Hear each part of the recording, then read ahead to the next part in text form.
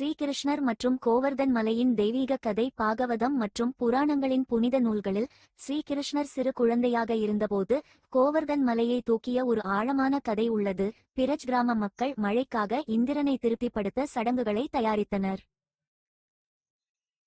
சிறிய கிருஷ்ணன் ஒரு ஆழமான கேள்வியை முன்வைத்தார். ஒருவரின் உண்மையான அழைப்பு அவர்களின் கர்மா விவசாயத்திலும் கால்நடைகளை பாதுகாப்பதிலும் கவனம் செலுத்தும் போது வெளிப்புற சக்திகளை ஏன் வணங்க வேண்டும்? கிருஷ்ணரின் ஞானம் கிராம மக்களை சடங்குகளை விட கடமையை முதன்மைப்படுத்த தூண்டியது. இந்த எதிர்ப்பால் கோபமடைந்த இந்திரன் பிருந்தாவனத்தை வெள்ளத்தில் மூழ்கடிக்க புயல்களை கட்டவிழ்த்துவிட்டான். அவர்களின் அவல நிலையை கண்ட கிருஷ்ணர் தெய்வீக அருளால் மகத்தான கோவர்த்தன நரகத்தை தன் சுண்டு விரலில் ஏற்றினார். 7 நாட்கள் அவர் மக்களையும் அவர்களின் உடைமைகளையும் மலையின் கீழ் அடைக்கலம் கொடுத்தார். அழிவிலிருந்து அவர்களை காப்பாற்றினார்.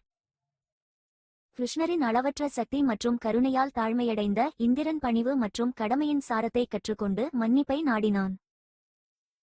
இந்த குறிப்பிடத்தக்க கதை ஆன்மீக தேடுபவர்களை அவர்களின் உள்வலிமையை நம்பவும், பயத்தின் மீது நம்பிக்கையை தழுவவும், தெய்வீக நோக்கத்துடன் செயல்களை சீரமைக்கவும் தூண்டுகிறது. உண்மையான சக்தி தன்னலமற்ற சேவையிலும் தெய்வீகத்தின் மீது அசைக்க முடியாத நம்பிக்கையிலும் உள்ளது என்பதை இது நமக்கு நினைவூட்டுகிறது.